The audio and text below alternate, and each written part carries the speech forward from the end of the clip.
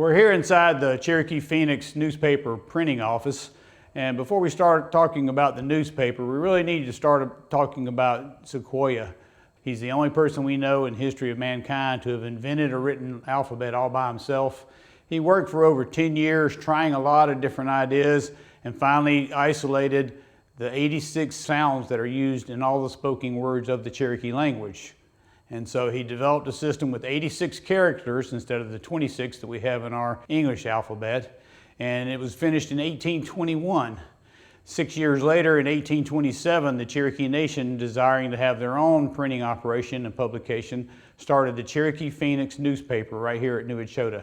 It was the first native language newspaper ever printed in the United States, and it was a bilingual newspaper printed once a week in both Cherokee and the English language. It would cost you $3 a year for your annual subscription for your weekly paper, or $2 a year if you could read Cherokee but not English.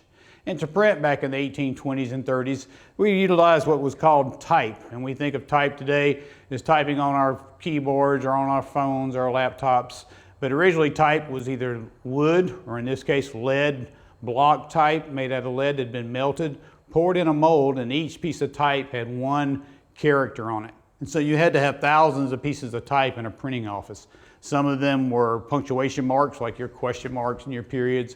Others were actually the actual letters. And because they printed in two languages here at New Echota, they had two sets of type that they had to deal with in order to print the paper on a weekly basis. And although it's known mainly for the newspaper that was printed here for 6.5 years, a variety of things were being printed here. In the council house, as new laws were being passed, information needed to be dispersed. The Cherokee were printing broadsides, or what we may call flyers at times, to advertise those new laws.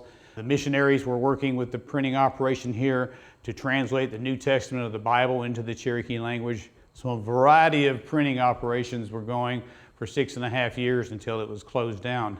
For the Cherokee newspaper, the columns were about 2.5 inches wide, and with the weight of lead type, to be as concise as possible was the goal. The less words you used to get your message across, the better it was. When you add full pages of lead type and have to transport it to the printing press, you're talking about a lot of weight.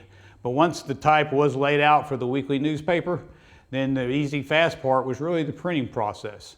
They used what they called an inking ball. They utilized ink that had been made from the ink black from the oil lamps, like you can see behind me, and then it was mixed with linseed oil to dissolve it down. The inking ball worked much like a sponge. We know from records that it was covered with a piece of deer skin, a piece of leather, and that worked as a sponge to absorb the ink. The ink was mixed on the inking stone over here, which was a non-porous marble or other stone, much like we would think of a cutting board or a countertop today. And then from there, the ink has to be transferred to all the type. And so you would have had your thousands of pieces of type set up in the press over here.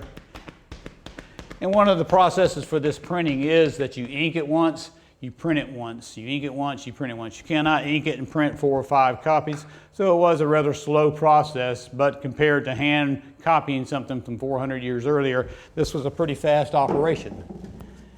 Once the inking was done, starting with the blank piece of paper, it's rolled up underneath the platen. This looks like a large waffle iron, and you'll notice when I pull the lever, it won't move but a little bit, but that's enough to impress the ink type onto the blank paper.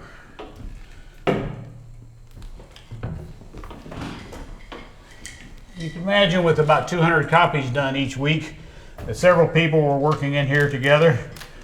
But starting in 1828, February the 21st, the first copy of a native language newspaper ever printed in the United States was printed right here at New Echota, called the Cherokee Phoenix. Started in February the 21st of 1828. The second year the printing was in operation, then the paper was changed to the Phoenix and Indian Advocate as the Cherokee started covering information pertaining to other tribes in the United States, not just Cherokee affairs, but news of both national and international significance. It was on an exchange with papers in Baltimore, Philadelphia, Boston, Savannah, and so they were printing information from those papers, and this was being circulated far and wide in a hope to drum up support for the Cherokee as they were trying to state their cause and save their land.